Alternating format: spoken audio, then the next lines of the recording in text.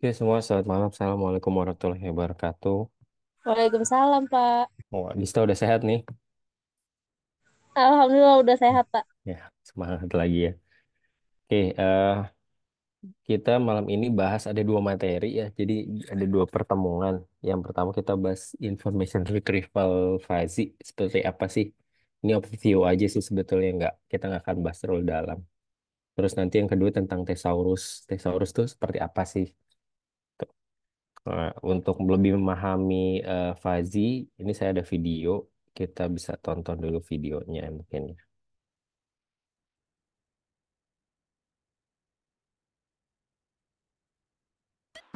Suaranya kedengeran nggak ya di sana? Suara videonya. Ini bahasa Indonesia soalnya. Kedengeran suaranya nggak? Kedengeran. Boleh, Kedengeran Pak. ya? Oke, saya play lagi.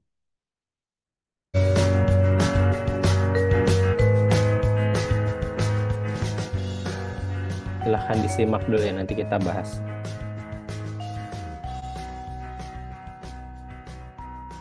Dalam video ini, saya akan merangkum beberapa hal penting terkait fuzzy logic. Seperti apa itu fuzzy logic, lalu kita akan membahas tentang implicit data beserta contoh-contohnya, fuzzy set, dan bagaimana penerapan fuzzy logic dalam suatu sistem. Fuzzy logic adalah salah satu metode melakukan komputasi berdasarkan degrees of truth, bukannya berdasarkan logika boolean true or false 01. Logika fuzzy inilah yang menjadi dasar komputer modern saat ini. Degrees of truth ini mirip dengan probabilitas, di mana memiliki kisaran dari 0 sampai 1. Tetapi ingat bahwa degrees of truth ini memiliki konsep yang berbeda dengan probabilitas. Yang digarisbawahi di sini adalah logika fusi menggunakan degrees of truth sebagai model matematika untuk menjelaskan suatu fenomena yang fusi atau tidak jelas atau kabur. Hal ini berbeda dengan probabilitas di mana dia merupakan model matematika yang merepresentasikan suatu keacakan. Sederhananya, logika fusi dapat digambarkan sebagai berikut. Logika fusi ini merupakan evolusi dari boolean, yang membuat kita bisa menentukan nilai di antara 0 dan 1. Logika fusi memiliki toleransi terhadap data-data yang tidak tepat. Tanpa fusi, kita hanya dihadapkan pada pilihan benar atau salah. Dengan hadirnya fusi, kita bisa mendapat tambahan pilihan di antara true or false, seperti mungkin benar, mungkin salah, mungkin tidak benar, dan lain-lain. Dari gambar tersebut terlihat bahwa boolean hanya menyajikan 0 dan 1, tetapi fusi memberikan keleluasaan untuk memilih nilai dari 0 sampai 1. Selanjutnya, kita akan membahas tentang imprecise data. Kita akan berbicara mengenai kaitan imprecise data ini dengan kehidupan kita sehari-hari. Sebelumnya, saya akan bercerita mengenai komputer dan manusia, serta bagaimana mereka berinteraksi satu sama lain. Seperti yang kita ketahui, komputer hanya dapat memproses informasi dalam format biner, yaitu 01, 01, 01, dan seterusnya. Artinya, jika kita ingin berkomunikasi dengan komputer, maka kita butuh belajar bagaimana cara menggunakan kode. Dan ketika kita membuat program pun, pada akhirnya juga akan ditranslate ke dalam suatu bahasa yang hanya dimengerti oleh mesin. Oleh karena itu, meski binary system sangat cocok untuk mesin, tetapi sangat tidak nyaman bagi manusia. Kita ambil contoh sebuah kemeja atau kaos. Anggaplah kita membeli kaos dengan karakteristik tertentu seperti warna, ukuran, dan lain-lain. Untuk mendeskripsikan karakteristik ini kepada komputer, kita harus mendefinisikan suatu variabel tertentu. Bagi mereka yang familiar dengan programming, solusinya adalah dengan menentukan variabel dan kontainer untuk kata sifat seperti kuning, besar, dan lain-lain. Misalnya kita membuat kelas baju, lalu kita membuat objek kaos dengan atribut ukuran XL misalnya. Lalu warna hitam dan kualitas katakanlah 8. Dan ingat, kode-kode tersebut juga nantinya tetap ditranslate menjadi bahasa mesin. Cara tersebut tentu saja sangat tidak mungkin dipakai untuk berbicara dengan manusia. Manusia pasti lebih memilih untuk berinteraksi satu sama lain secara langsung dengan kata-kata deskriptif seperti kuning, hijau, merah, besar, kecil, ataupun kata benda seperti mobil, apel, dan lain-lain. Dan kita melakukan itu secara intuitif. Artinya tidak memerlukan proses berpikir panjang dengan logika atau perhitungan untuk mengatakannya. Hal itu terjadi karena kita mempelajarinya sejak kecil. Bertahun-tahun lamanya kita selalu menggunakan cara tersebut untuk berinteraksi yang kita kenal sebagai bahasa. Masalahnya, walaupun hal ini intuitif untuk kita, tetapi tidak untuk mesin. Oleh karena itu, fuzzy logic hadir untuk memberikan kemampuan bagi kita agar sebisa mungkin berkomunikasi dengan mesin dengan bahasa kita sendiri, bukannya bahasa mesin. Mari kita lihat contoh lain. Di sini saya akan lebih menekankan bahwa dalam fuzzy logic yang butuh digarisbawahi adalah imprecise data atau data yang tidak akurat. Sedangkan komputer hanya mengetahui boolean logic yang mengenal true or false 01, yang mana sangat bergantung pada precise data atau data yang akurat. Perhatikan bagian kiri.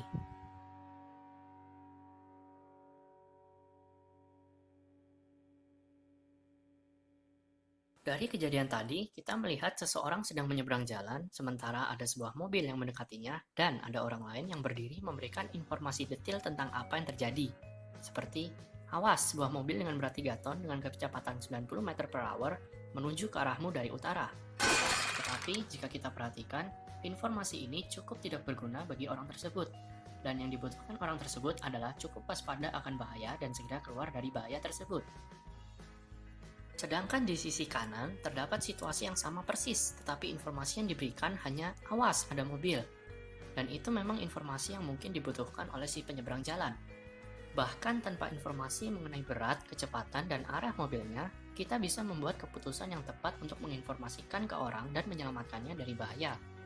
Ini adalah contoh yang tepat untuk menunjukkan bahwa tidak semua proses di sekitar kita membutuhkan precise atau informasi yang komplit.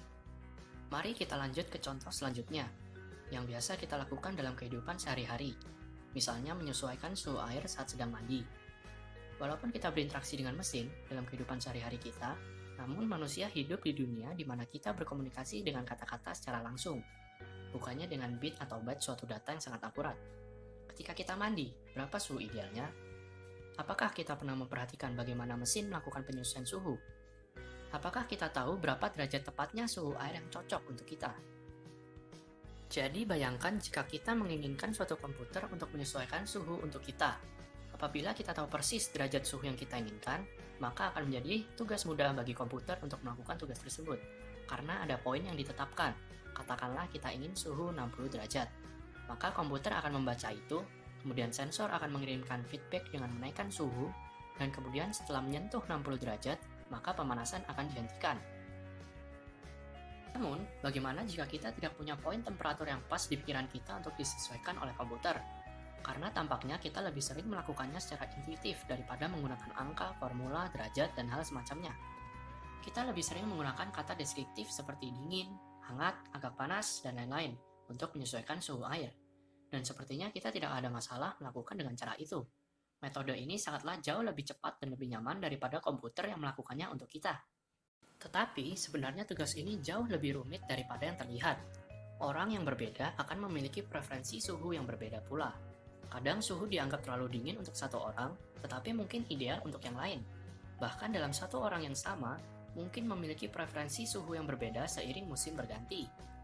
Membawa semua variasi tersebut kepada komputer akan menjadikan hal tersebut menjadi sangat rumit untuk diselesaikan. Untuk itu, mari kita mengenal yang namanya fuzzy set. Bayangkan suatu apel merupakan anggota dari suatu set apel. Set merupakan suatu himpunan yang berisi semua apel yang ada di dunia, terlepas dari bentuk, warna, dan ukurannya.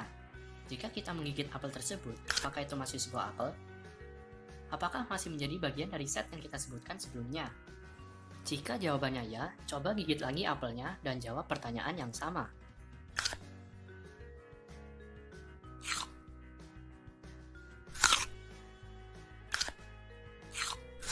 Setelah beberapa gigitan, kita setuju bahwa yang awalnya apel itu sudah tidak lagi menjadi bagian dari set apel.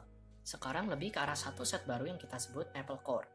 Tapi bisakah kita tahu kapan sebenarnya apel berubah kondisinya dari apple menjadi apple core? Kita dapat membedakan apel dengan apple core sangatlah mudah. Tapi bagaimana dengan semua kondisi di antaranya? Dari sudut pandang komputer, segera setelah kita menggigit apel, maka bagi komputer itu sudah bukan bagian dari apel lagi, karena itu tidak memenuhi persyaratan dalam set apel. Dan juga bukan milik apple core, karena kita tidak memiliki persyaratannya juga. Jadi, di sini kita menemukan ide bahwa fenomena fisik di dunia ini tidak dapat hanya dikategorikan menjadi false atau true saja, tetapi kita harus bisa mendefinisikan lebih banyak keadaan di antara mereka. Dan di sanalah fuzzy logic berperan sangat penting. Selanjutnya, kita akan melihat bagaimana cara kerja fuzzy dalam washing machine system. Merupakan crisp values. Crisp value bisa dikatakan sebagai fakta yang mempunyai precise value. Tapi kemudian kita memodifikasinya atau memalsukannya dengan suatu proses tertentu hingga kita memiliki fuzzy set. Dan inilah yang akan masuk ke dalam inference system atau inference engine. Disinilah terjadi magic. Ini merupakan tempat terjadi berbagai pertimbangan. Jadi kita memiliki rule base. Rule base ini memiliki suatu kondisi lalu diikuti akibat atau tindakannya. Misalnya, if water is dirty, then bla bla bla bla. Water itu datang dari fuzzy set, dan kemudian akan dicek membership function dari dirty. Yaitu, sensor akan melihat airnya untuk mengetahui seberapa parah tingkat kekotorannya. Kalau misalnya air berwarna hitam pekat, maka sensor akan mendeteksi ini sangat kotor, dan katakanlah nilainya 1. Setelah itu, kita akan bertindak atas dasar hal tersebut dengan cara tertentu. Jadi akan ada fuzzy set lain sebagai tindakannya.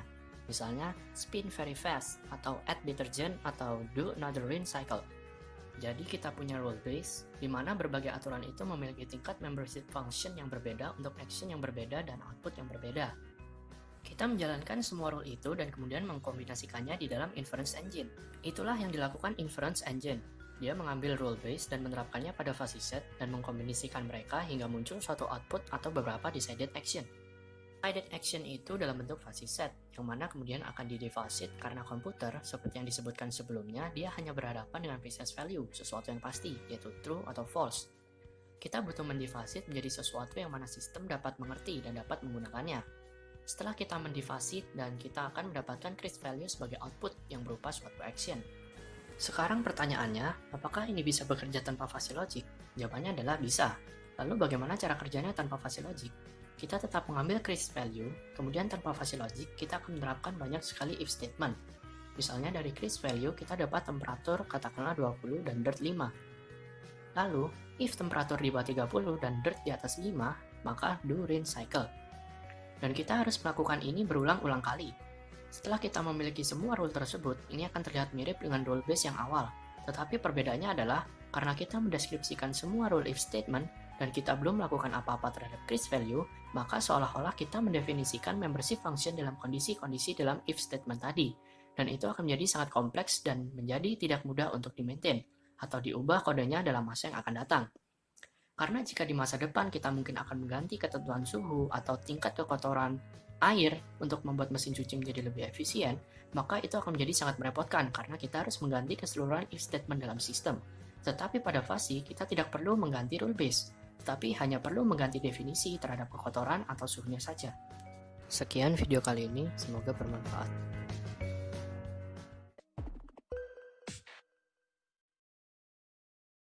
Oke, jadi itu ya fuzzy dari nilai yang 01. Akhirnya kita bikin ada di situ ada beberapa fuzzy set supaya nilainya itu bisa masuk ke eh, beberapa nilai gitu ya. Mirip sama probabilitas tadi dia bilang, tapi ini bukan probabilitas. Mudah-mudahan tadi videonya gampang dimengerti ya. Saya nyari yang pakai bahasa Indonesia supaya gampang nih ngertiinnya. Nah, bagaimana sih konsep di information retrieval untuk si fuzzy? Kita bahas dari review dulu ya. Information retrieval bukan sebuah proses untuk menemukan dan mendapatkan informasi yang relevan dari koleksi yang besar dari sebuah dokumen. Jadi kita punya dokumen yang sangat besar, gimana caranya kita mencari informasi yang kita butuhkan dari dokumen itu. Oke, contohnya misalnya dari website, dari buku, dari artikel, dari jurnal, dan sebagainya. Kita di awal sudah bahas kalau IR ini contoh sederhananya adalah perpustakaan gitu ya. Kalau kita mau cari buku, gimana supaya kita dapat buku secara efisien gitu. Ketika kita minta buku tentang bahasa Python yang dapat langsung bahasa pemrograman Python, bukan buku yang membahas tentang ular Python gitu ya. Gimana cara seperti itu? Information retrieval system itu bertujuan untuk mendapatkan informasi yang sesuai dengan oleh user. Nah, user ini kan biasanya dia akan mencari sesuatu menggunakan keywords ya, kata kunci atau menggunakan natural language, bahasa yang kita gunakan sehari-hari gitu ya. Bagaimana bahasa yang kita gunakan sehari-hari ini akan diubah menjadi query yang nanti dimengerti oleh sistem information retrieval. Nah, ini beberapa eh, challenge ya di information retrieval. Ada semantic gap, ada diversity of users, ada the complexity of natural language processing.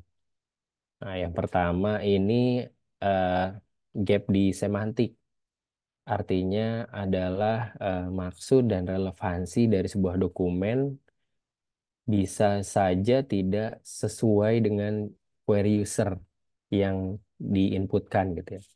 Karena di situ ada ambiguitas dan banyak berbagai bentuk bahasa ya, natural language. Nah, mungkin paling gampang bahasa Indonesia, bahasa di Indonesia kan banyak ya, bukan cuma bahasa Indonesia aja, ada bahasa daerah juga gitu. Kayak misalkan saya mau cari gedang, kalau misalkan di bahasa Sunda mungkin jadinya pepaya ya, tapi kalau di bahasa Jawa Tengah, Jawa Timur jadinya pisang. Nah, ini ambiguitas di sini dan variability.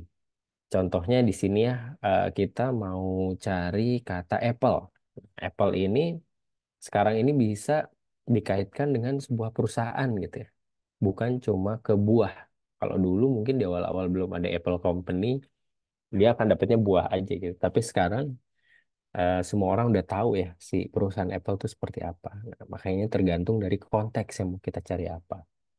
Lalu kedua ini diversity of users, berbagai macam user gitu ya. Bervariasi, user-user yang bervariasi. Setiap user itu atau pengguna mungkin saja punya preferensi yang berbeda, ekspektasi dan background ketika mencari informasi. Artinya dari background yang berbeda gitu ya. Mungkin dari profesi yang berbeda atau dari lingkungan yang berbeda, dari tingkat pendidikan yang berbeda gitu ya. Contohnya tadi ya baik lagi ketika saya mau mencari Python, ya berarti yang akan masuk duluan programming language karena saya ada di domain information ya, information technology di domain IT. Gitu ya. Berbeda hal misalkan saya di orang umum gitu di luar IT ya, mungkin Python yang akan dibayangkan yang akan dicari adalah ular gitu ya, eh, bukan bahasa pemrograman atau misalnya stand up comedy ini ada comedy group namanya Python, nah bisa jadi memang itu yang dicari gitu ya. Jadi depending on their profile gitu. Tergantung dari profile usersnya. Lalu ada the complexity of natural language processing. Nah, untuk mengerti natural language ini bukan perkara yang mudah ini ya, sulit gitu. Karena banyak hal yang terlibat ya. Ada aspek-aspek yang harus dilibatkan untuk mengerti sebuah natural language. Ada sintak, ada semantik, pragmatik, ada discourse. Contohnya, eh, the meaning of a sentence. Kalimat itu, maksud dari sebuah kalimat itu sangat bergantung ke tone ya. Tone itu bahasa Indonesia apa ya?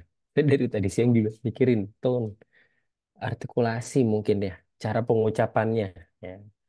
Tujuannya atau reference of the speaker nih, speakernya siapa yang direferensikan ya, atau tergantung speakernya siapa gitu ya. Nah, contohnya mungkin yang lebih kelihatan di bahasa Cina ya. Yang saya tahu tuh kalau di bahasa Cina, tone tuh intonasi. Kalau di bahasa Cina itu intonasi itu bisa artinya beda. Kata-katanya sih saya nggak tahu ya, cuma saya pernah dengar gitu. Kalau kita sedikit kayak bertanya gitu, itu artinya akan beda. Atau kita agak naik gitu ya intonasinya, atau agak turun, atau datar gitu. Nah itu agak beda. Itu artinya bisa berbeda. Tuh, atau bahasa Arab. Nah, mungkin sini ada yang pernah belajar bahasa Arab. Ada Jamila, ada Jamil Latun. Jamil. Kalau nggak salah Jamil sama Jamila. Jamil itu adalah unta, Jamila itu cantik. Nah, Jamil dan Jamila. Jamila, Jamil. Itu beda. Amin dan Amin. Pengucapan beda. Nah, itu intonasi. Tuh, apalagi kalau kita menganalisanya dari suara ya. Suara itu kan kalau kita lihat atau kalau kita perhatikan antara pengucapan satu dengan yang lainnya dengan kata yang sama itu bisa berubah. Saya misalkan mengucapkan makan, ketika dianalisa selanjutnya saya ucapkan makan, itu kalau lihat dari waveform, dari frekuensi yang dikeluarkan beda.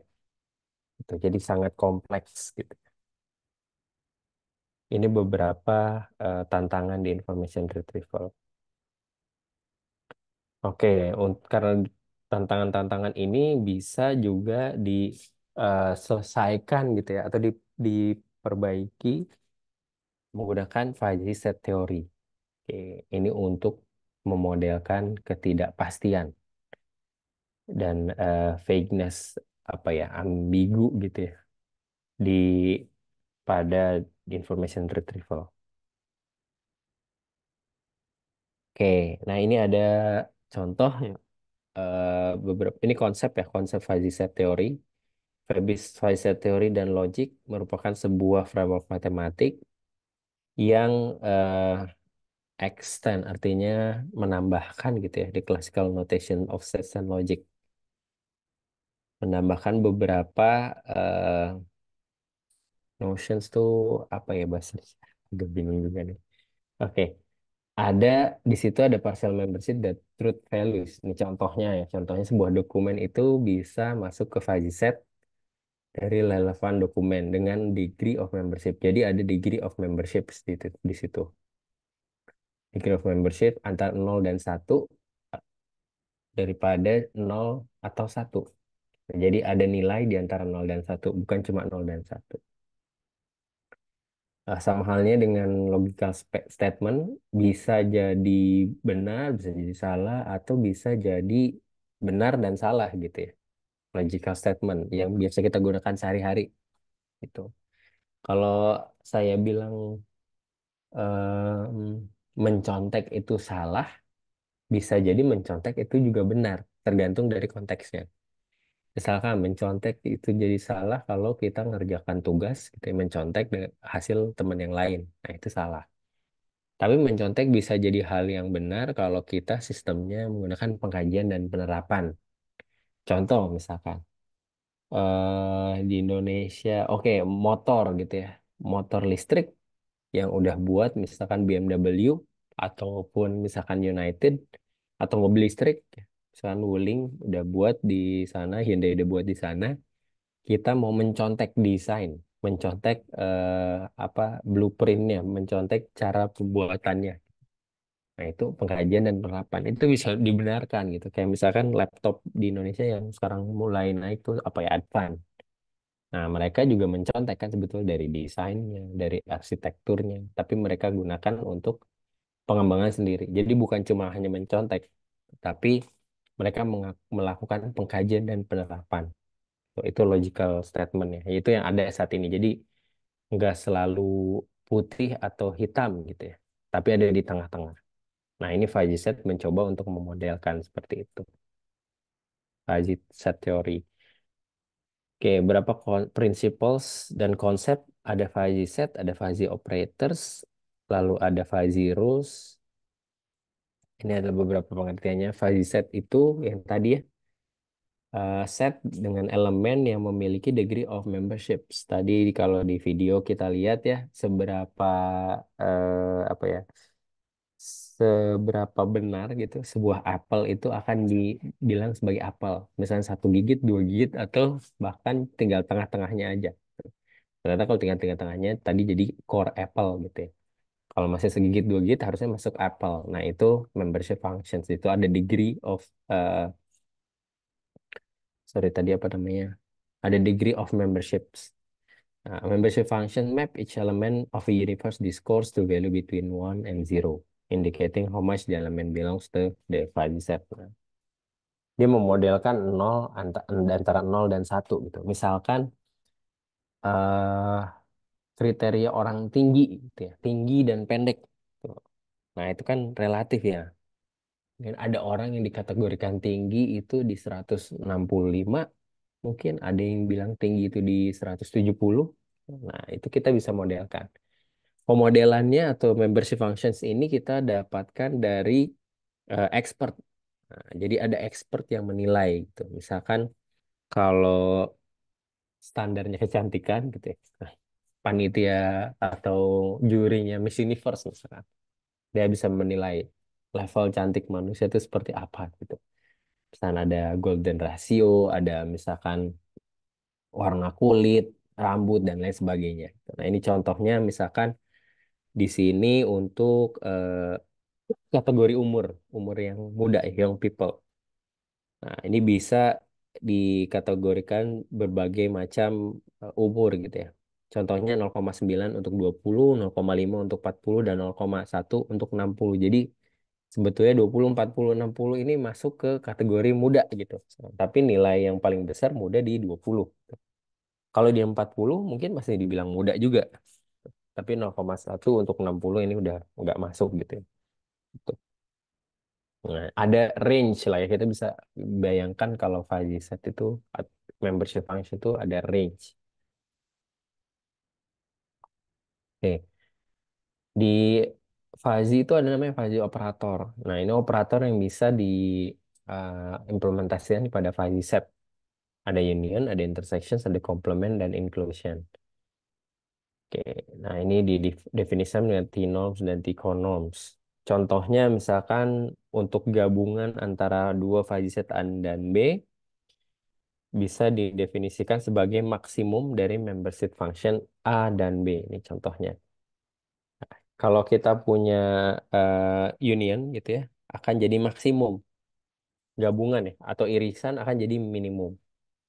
Nah, dia akan mencari membership functions yang nilai maksimum antara eh, membership function A dan membership function B. Itu nilai maksimumnya. Lalu akan dimaksimumkan. Misalnya di A itu kalau misalkan eh, A itu misalkan muda, B itu tua gitu ya. Jadi kalau kita punya nilai maksimum muda itu di 20 dan nilai maksimum tua itu ada di 60, maka akan jadi nilai maksimum antara dua membership function itu adalah 60. Nah, contohnya kayak gitu.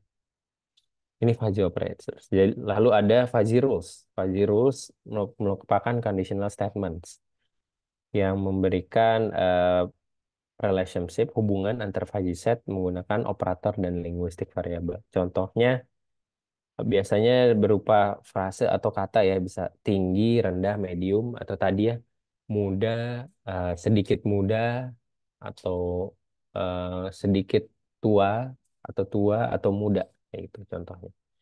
contohnya fuzzy rule ini bisa juga kita buat sebagai apa if ya di sini ya.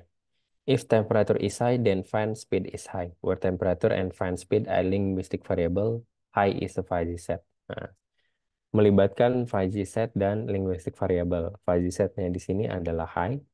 Ini high, low, medium. Berarti kalau kita lihat di sini, misalkan kita punya tadi ya eh, kategori orang tinggi atau orang muda, sedikit muda dan tua, gitu ya. Dan ini ada linguistic variables fan speed.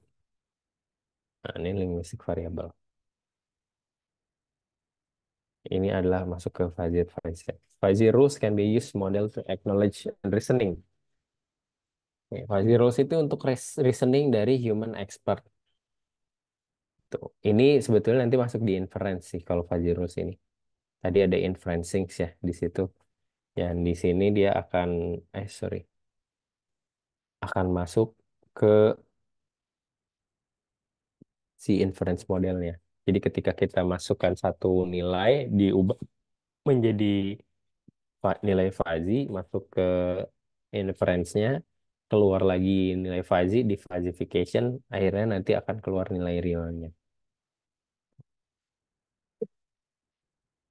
Nah, bagaimana fuzzy di information retrieval? Fuzzy di information retrieval merupakan model yang menggunakan set of teori dan logik. Jadi ini extend model sebetulnya untuk memperbaiki atau untuk meningkatkan relevansi dalam pencarian dokumen menggunakan fuzzy.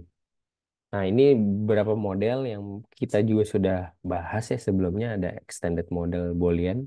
Sebenarnya kayaknya dulu kita bahasnya cuma Boolean model ya. Ada vector space, ada probabilistic, dan yang terakhir memang bentuknya langsung fuzzy, fuzzy associative model. Nah, ini eh, di luar fuzzy-nya gitu ya, dari tiga ini, nanti kalian bisa buat untuk tugas akhir nih, extended, probabilistic, atau mau pakai fuzzy associative boleh.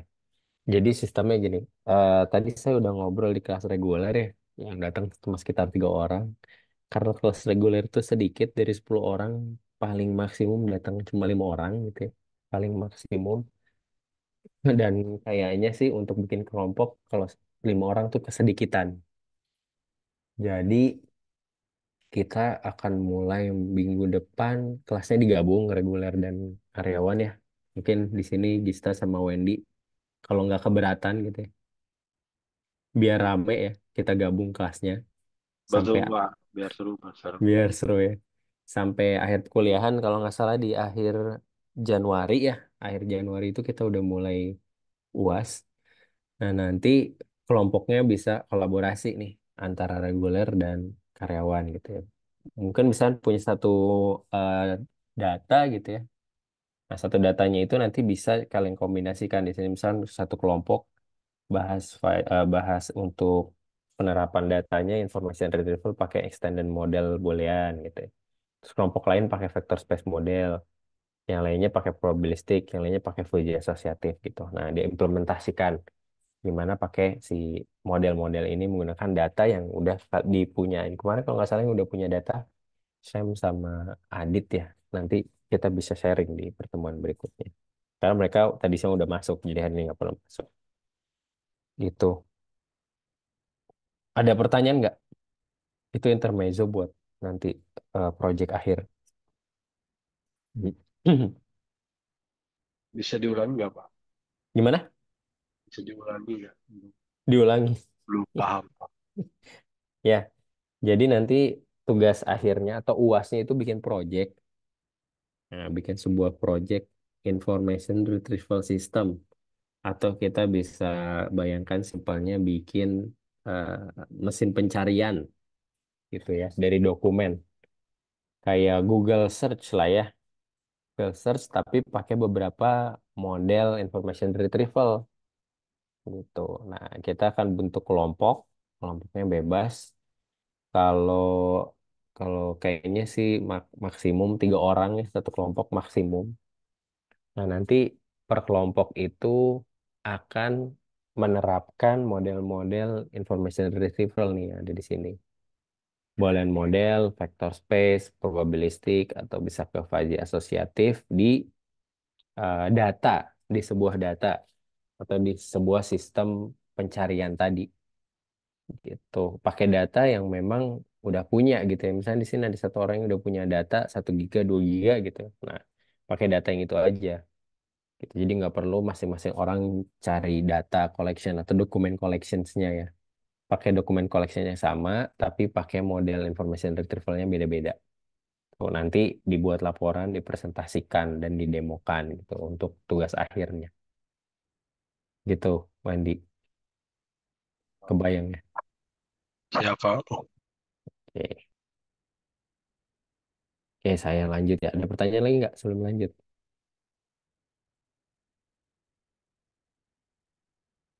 Belum ada ya?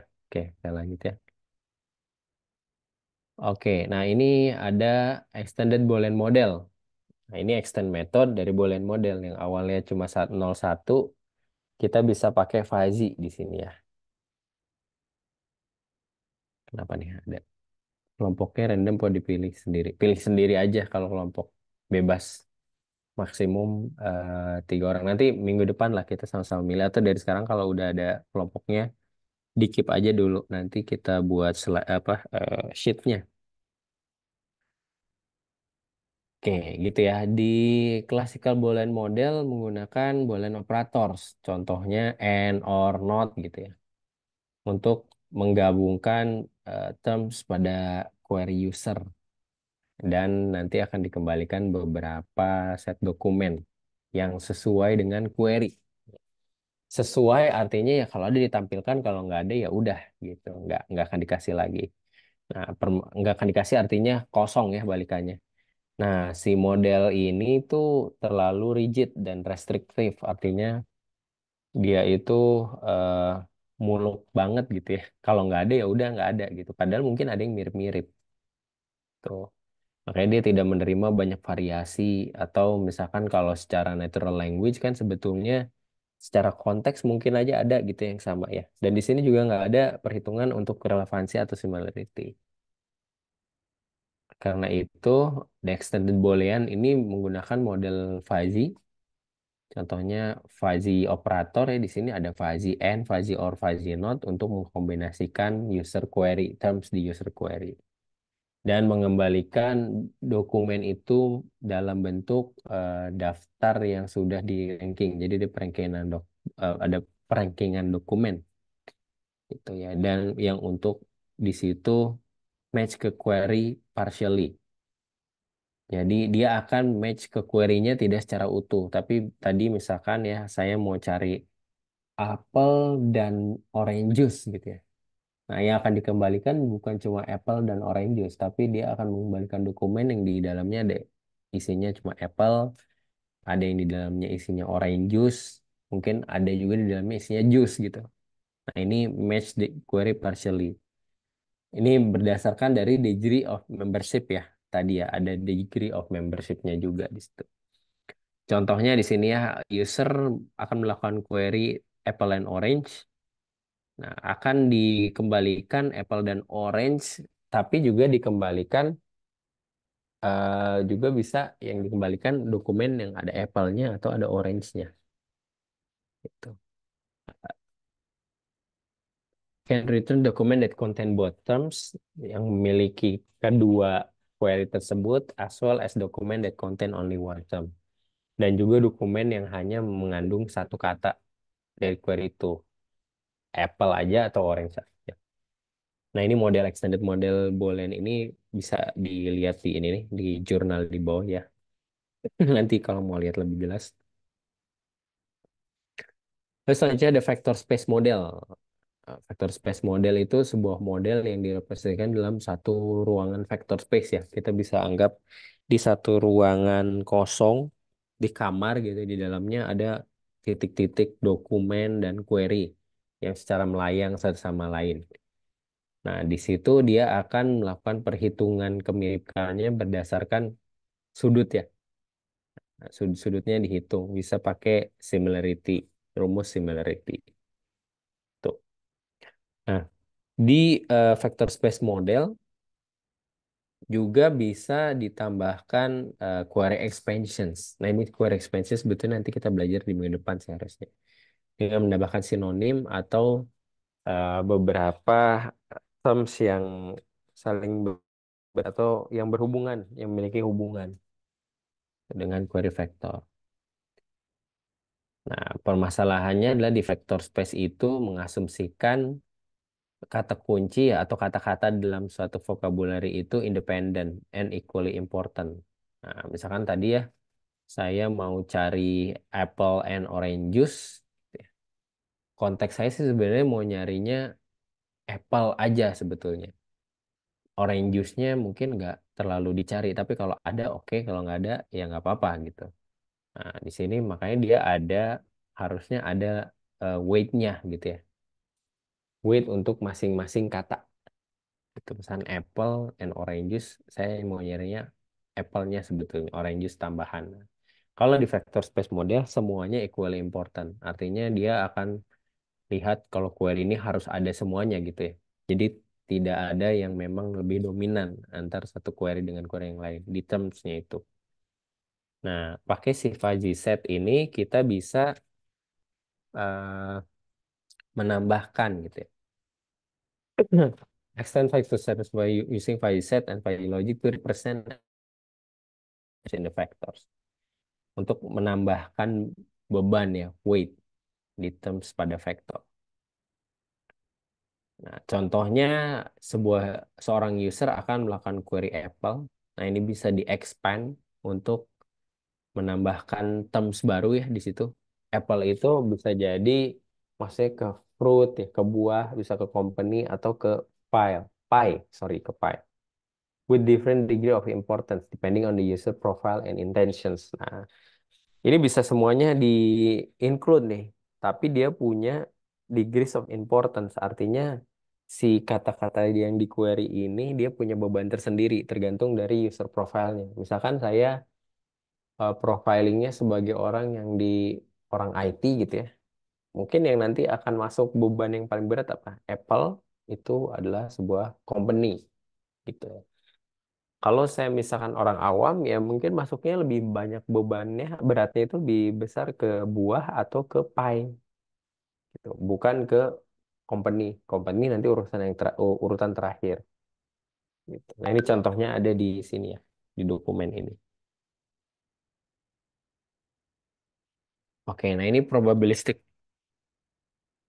Ini menggunakan probability theory gitu ya. Probabilistic model estimates the probability of document being in the ideal answers based on evidence from document and the query and ranks document according to their probability.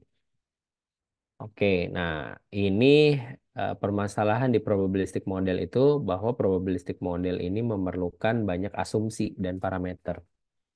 Nah, ini tidak mudah didapatkan atau obtain or justify. Tidak mudah untuk dijustifikasi ya, artinya untuk dirumuskan. Gitu, probabilistik ini, asumsi-asumsinya. Karena kita bayangkan kita punya prior probability ya di sebelumnya. Kalau probabilistic model kan berarti kita punya model-model yang atau kita punya probabilitas yang sudah ada sebelumnya gitu. Semakin banyak probabilitas sebelumnya, semakin kompleks nanti untuk perhitungan probabilitasnya. Nah, fuzzy probabilistic model is a model that extends the probabilistic model by using fuzzy set and fuzzy logic to represent and manipulate degrees of relevance and uncertainty of information retrieval. Contohnya, ketika user melakukan query terhadap Apple, nah ini bisa diberikan probability of being relevant to a document based on the frequency and position of terms in document. Jadi bisa ditambahkan TF-IDF-nya gitu kalau pakai ini ya. Itu ada bebannya itu berdasarkan terms dan frekuensi dan posisi dalam satu dokumen. Tuh. Tapi balik lagi berdasarkan user profile dan ke apa ya users intentions-nya dia maksudnya user ini mau nyari apa. Nah, ini yang terakhir ada fuzzy associations. Fuzzy associations model ini menggunakan fuzzy associative memory, FAM. Ini merupakan model neural network yang menyimpan dan menerima fuzzy rules berdasarkan fuzzy set, which are association based on fuzzy set. Kalau neural network, dia butuh data yang banyak gitu ya. Kita kemarin sudah belajar di AI ya, neural network ada backpropagation, ada feed forward gitu. Artificial neural network. Jadi dia akan belajar dari data untuk mencari patterns dan pencarian-pencarian sebelumnya ya, experience. Dan bisa menggunakan perform inference and deductions. Deductions itu artinya dia bisa menyimpulkan dari data-data yang udah ada, patternnya, polanya seperti apa. By using fuzzy operations and fuzzy logic. Nah, ini papernya ada di sini. Jadi nanti kalau memang tertarik untuk melihat ini ya, pasti nanti harus dibuka sih nanti untuk implementasinya. Sebenarnya nggak usah langsung ke paper ini, tapi bisa nyari aja paper-paper yang sudah implementasi gitu. Misalkan banyak sih kayak information retrieval untuk mendapatkan misalkan dokumen apa rekomendasi film menggunakan fuzzy association rule gitu. Banyak nanti bisa sambil dicari sambil dibaca untuk implementasinya. Gitu. Nah, ini pakai FAM ya dari contoh misalkan user itu akan melakukan query terhadap Apple. Nah, ini bisa dihubungkan menggunakan fuzzy set. Contohnya baik lagi ada fruit, ada company, ada pie, dan fuzzy set of document. Jadi fuzzy setnya ada dua, terms dan dokumennya. Fruit ada di web pages, ada di books, ada di artikel, dan lain sebagainya.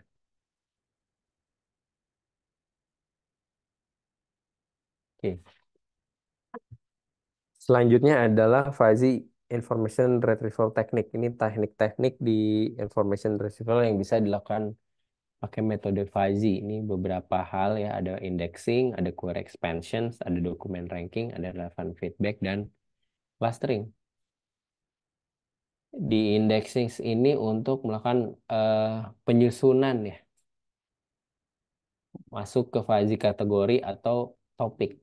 Contohnya, ketika sebuah dokumen itu tentang Apple, maka bisa diindeks menggunakan fuzzy kategoris, ada food, teknologi, dan cultures. Jadi membershipnya ini Apple ini bisa masuk di food, bisa di teknologi, bisa di culture.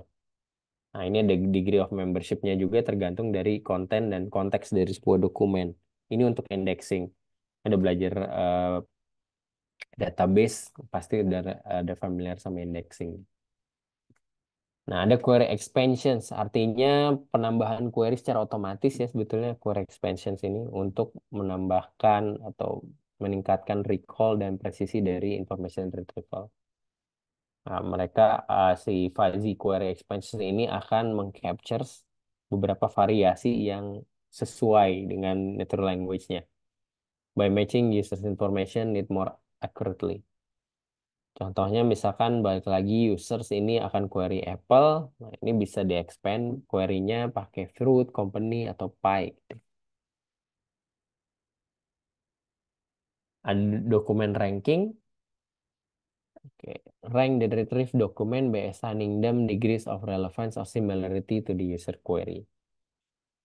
Nah, ini Vice Document Ranking itu bisa memberikan fleksibilitas dan pengukuran secara komprehensif terhadap similarity.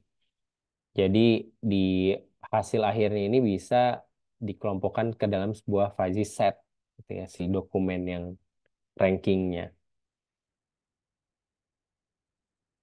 Selanjutnya ada feedback.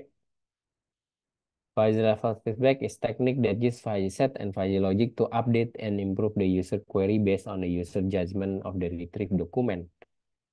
Nah, feedback bisa kita pakai per klik misalkan. Jadi ketika usernya mencari Apple, ada beberapa results yang keluar, usernya itu banyak mengklik di halaman pertama itu tentang teknologi gitu ya, soal Apple. Nah, jadi bebannya untuk user tersebut akan ditambahkan bahwa user ini sebetulnya kayaknya domainnya di teknologi gitu ya. Jadi ketika suatu saat akan mencari Windows, gitu ya, Windows yang akan ditampilkan bukan jendela atau bukan si macam-macam jendela ya gitu, tapi operating system Windows. Itu Penguin juga misalnya cari Penguin, nah ini ditampilkan ini bukan binatang.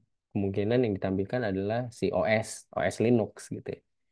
Karena di sini diri sistem si information retrieval-nya sudah ditambahkan si user rating of the retrieve document. Jadi tambahkan si apa user preferences juga di situ. Oke, yang terakhir di clustering, ini melakukan clustering terhadap dokumen, ada hierarchical and flexible structures of information. Ini masuk ke topik ya, fuzzy cluster atau topik. Contohnya sebuah dokumen Apple ini bisa masuk fuzzy cluster food, teknologi, dan juga bisa masuk ke culture. Tuh. Jadi kalau ini pengelompokan dari segi clustering ke topiknya. Oke, itu untuk fuzzy set. Sekilas tentang fuzzy di information retrieval gitu ya. Jadi sebenarnya masih banyak yang harus dibahas dari sini, tapi materinya nggak akan cukup ya kalau kita bahas semuanya. Jadi intinya nanti kalian juga bisa coba cari sendiri untuk yang si teknik-teknik ini information retrieval fuzzy ini yang nanti untuk diterapkan gitu. Nggak perlu fuzzy sih sebetulnya. Yang penting kalian bisa menerapkan satu modelnya dan bisa menjelaskan, bisa menganalisis hasilnya itu udah lebih dari cukup. Itu ada pertanyaan yang ini tentang fuzzy sebelum kita lanjut? Masih semangat? Gak ada yang ngantuk nggak nih? Ada yang Enggak, tidur kan? enggak. Enggak. Aman, Ya, Pak, aman. aman ya, aman Wen. Sampai Ketiduran, waktu kalau kalau ketiduran di kantor malah jadi repot ya Wen ya. nggak apa-apa lah, kosannya deket sekarang mah. Oh, udah pindahan ya, jadi deket ya. Oke, oke. eh kita lanjut ya. Masih semangat. Oke, satu lagi. Ini nggak terlalu banyak sih tentang thesaurus pada information retrieval. Jadi thesaurus itu apa sih sebetulnya? Ini binatang dinosaurus apa sih sebetulnya si thesaurus ini? Nah, thesaurus itu adalah sebuah bentuk controlled vocabulary that seeks to dictate semantic manifestation of metadata in indexing of content object. Jadi sebetulnya si thesaurus ini dia itu akan memodelkan secara semantic manifestations of metadata indexing content object. Ada indexers dan searchers in selecting the same preferred terms. Jadi sebetulnya di sini dia akan menggabungkan nih. Misalnya saya punya makan di sini. Makan ini kalau saya misalnya apa lapar. Terus di sini masuk ke kenyang gitu ya. Terus makan apa? Makan temen. Waduh, makan temen. Makan pagar, makan hati gitu. Nah, ini model thesaurus nih. Lapar kita bisa masuk lagi ke apa? Lapar, lapar mata gitu ya. Terus apa nih? Lapar banget gitu. Nah, lain sebagainya gitu. Thesaurus is composed by at least three element. Jadi ada tiga elemen ya. Ada list of words, ada relationship amongst the word atau terms, dan set of rules of how to use the thesaurus. Jadi hubungan makan dengan lapar nih apa nih? Ini contohnya, misalnya nanti ada NP namanya, ada brother dan lain sebagainya. Nah, thesaurus ini berguna untuk melakukan indexing dan searching content objects. Balik lagi, ini bisa meningkatkan precision dan recall of informations. Nah, bisa juga mengurangi semantic ambiguity. Ini ada sinonim, antonim, dan homograph of the terms. Bisa memfasilitasi multilingual access. Ada translations di situ. Nah, contohnya misalkan ya, saya tadi bilang saya mau mencari eh, gedang gitu ya. Nah, ini ada dua kan semantik sih. Jadi bisa tahu di thesaurus ini ada dua semantik. Mau cari pisang atau mau cari pepaya gitu ya. Gitu. Thesaurus ini ada konsistensi karena di dalam thesaurus ini kita bisa pakai standar.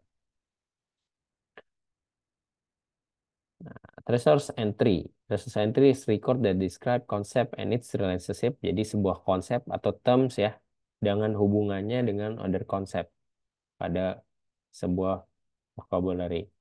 Nah, ini beberapa fiturnya di resource entry.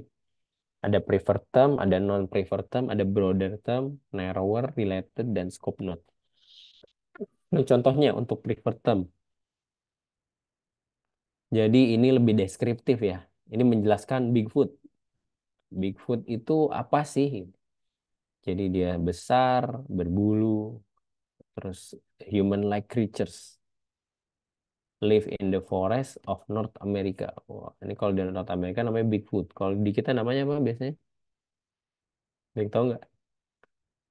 Besar, gede, kayak orang gitu. Genderuwo, Pak. Genderuwo. Iya, maksudnya gitu, Bigfoot. Nah, ini preferred term. Tuh. Nah, non-preferred term. Ini tidak digunakan untuk merepresentasikan konsep, tapi ini punya sinonim atau mendekati ya. Bigfoot ini mendekati kalau di sana namanya Sasquatch, ada Yeti, ada Skunk Ape. Kalau di sini apa? Oh, yang mendekati genderuwo. Misalkan si ini apa bukan keong mas, apa sih namanya? Oh, buto ijo. Wah, namanya buto ijo misalkan. Itu bisa jadi ke Bigfoot atau si genderuwo tadi gitu ya. Nah, broader ini non-preferred term. Lalu ada broader term. Ini terms that represent a more general concept that includes preferred term as subcategory. For example, the broader term of the concept Bigfoot is cryptid. Nah, saya juga nggak tahu nih, coba sambil cari cryptid. Animal whose existence and apa nih? Coba saya lihat ya. Cryptid itu animals cryptologists believe they exist somewhere in the world, but whose present existence is dispute or unsustained by science. Oh, jadi ini tuh dipercaya ada tapi tidak bisa dibuktikan. Kayak makhluk astral gitu ya. Contohnya tadi ya yang mungkin kita bilang tadi ya. Dipercaya ada tapi tidak bisa dibuktikan dengan sains. Kreatif atau makhluk astral lah kalau di sini ya. Broader termnya. Nah, ada narrow term. Term that represent a more specific concept that is included the preferred term as subcategory. Contohnya our terms of konsep dari Bigfoot, Almas, Yeren, dan Yowie. Nah, saya belum tahu juga nih, Yeren. Coba.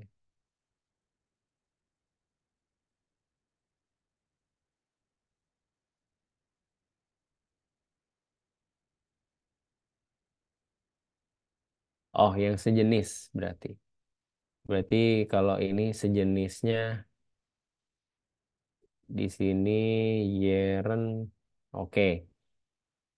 Ini di bahasa Cinanya jadinya Yeren gitu ya. Narrow term. Ini sebetulnya Yeren. Nah, ini ada lagi istilahnya Almas gitu tadi. Di tempat lain. Gitu.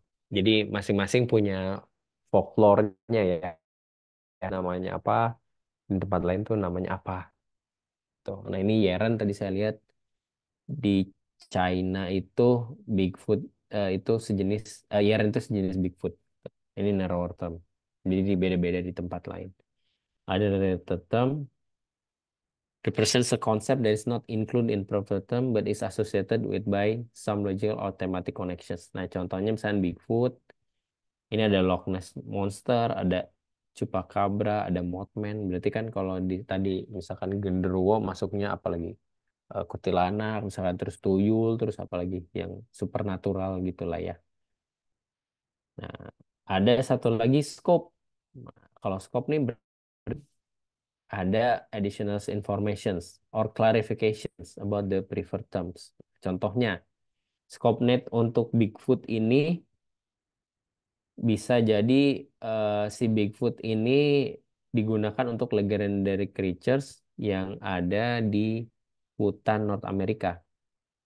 Tetapi sebetulnya Bigfoot ini juga ada istilah untuk Native Amerika di Lakota. Native American Chief of the Lakota Tribe. Jadi ini kepala suku, kepala suku Lakota namanya Bigfoot. Tapi kalau kita di North America, Bigfoot ini ya tadi hewan astral. Tuh, nah ini scope note.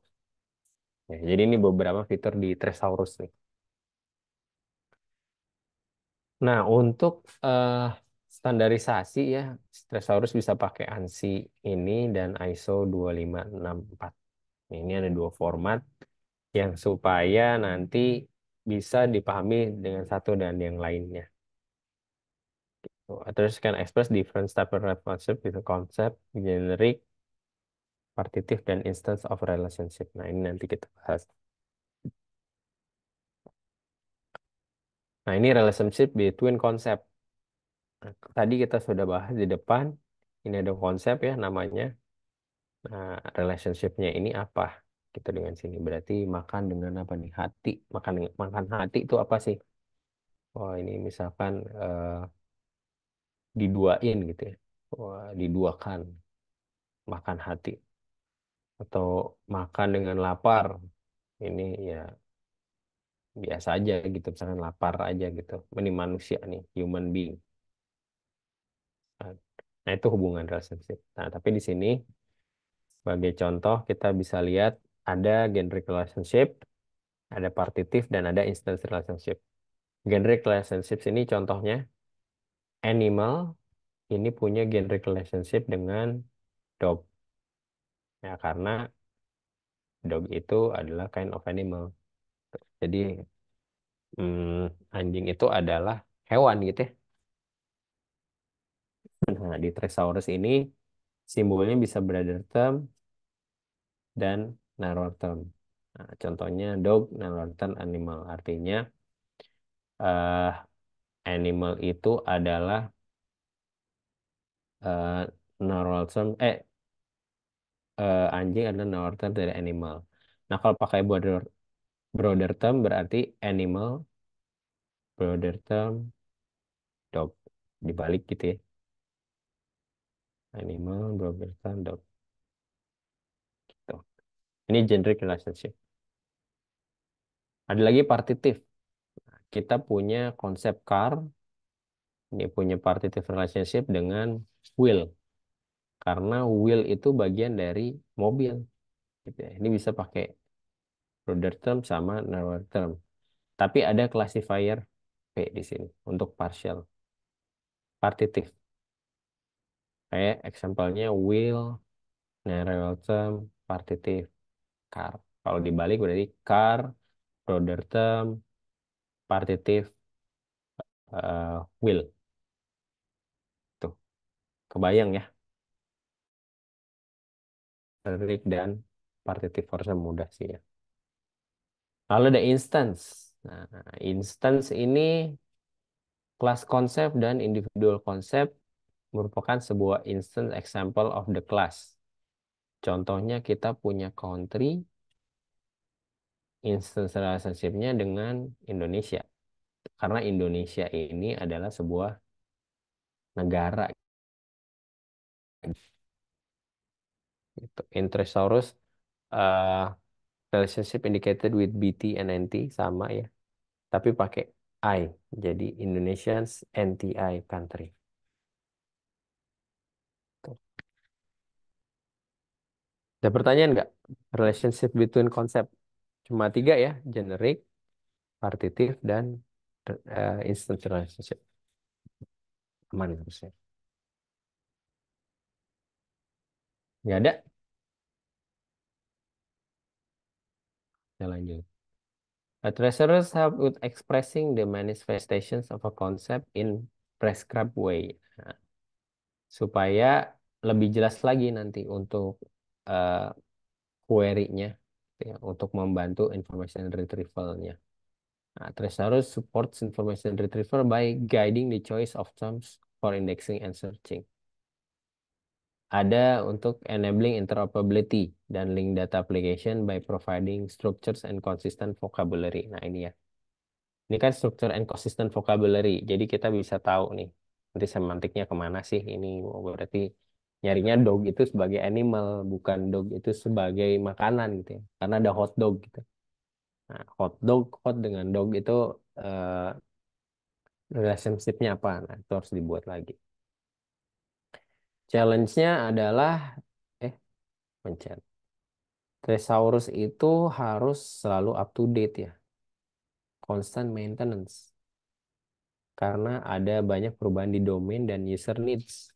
Nah, kayak misalkan pada zaman dulu orang tahu Apple itu cuma buah gitu ya, tapi makin ke sini semua orang udah tahu Apple itu sebuah company gitu. Semenjak mereka mengeluarkan iPhone gitu ya. Dulu mungkin nggak ada yang tahu. Saya juga awal-awal dari zaman SMA saya nggak tahu Apple nih apa sih sebetulnya ada komputer mereknya macam-macam. Yang tahu mana saya dulu komputer saya pertama kali IBM. Compaq sorry, Compaq IBM dulu. Nggak tahu tuh Apple itu apa sih sebetulnya karena awalnya kan dia cuma produksi laptop ya sama desktop lah sampai akhirnya dia masuk ke consumer yang lain masuk ke si eh, iPhone dan lain sebagainya. Nah, Thesaurus might not cover all the concept or terms that are relevant for specific query documents.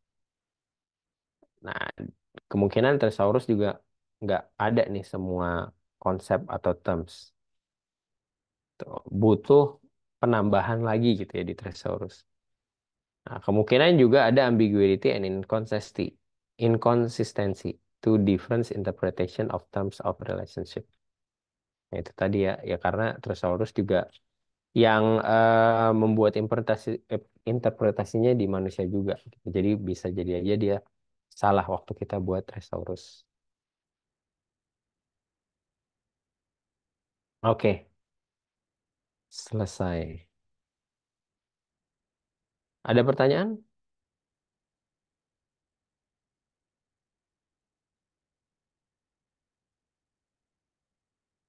Nggak ada?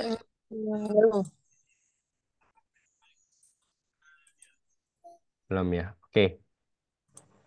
Kalau nggak ada pertanyaan, eh saya absen ya. Siapa tahu sambil kepikiran mau nanya apa gitu.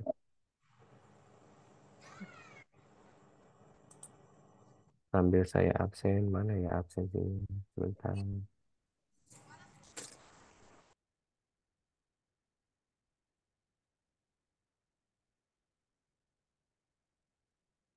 Nah, yang reguler nih, siapa yang reguler ada Wahyu, ada ya Wahyu sama Reza ya, sama Kartika ya. Iya Pak, hadir Pak. Iya, Pak, Hadir, Pak. hadir. Wahyu ada, Reza ada,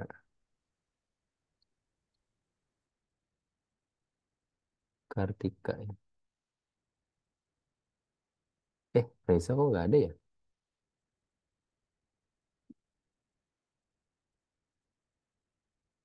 Kok di absensi saya nggak ada ya saya? Masa sih Pak? Coba saya lihat ya. Muhammad, oh ada, sorry sorry, saya nggak kacamata. Oke, Reza, Wahyu sama Kartika. Oke, terus ada Gista sama Wendy. Oke, kalau nggak salah satu lagi siapa ya? Wendy ya, Gista ya? Yang baru kemarin saya minta masukin ya ke grup ya. Oh, siapa ya Pak? Aku lupa lagi. Gak ada kabar lagi tuh. Iya. Gak Udah ada, masuk Pak. belum? Udah. Gak ada kabar ya. Ya udah. Hit and run. Pindah ke kelas karyawan tapi nggak ada kabar lagi. Iya. Oke deh. Kalau gitu, eh, kalau nggak ada pertanyaan lagi, mungkin saya cukupkan saya di sini ya. Iya Pak. Ini, Baik, Pak. Terima eh, kasih, Pak. terima kasih sudah hadir. Selamat malam. Assalamualaikum warahmatullahi wabarakatuh. Waalaikumsalam warahmatullahi wabarakatuh. Terima kasih, Pak. Ya.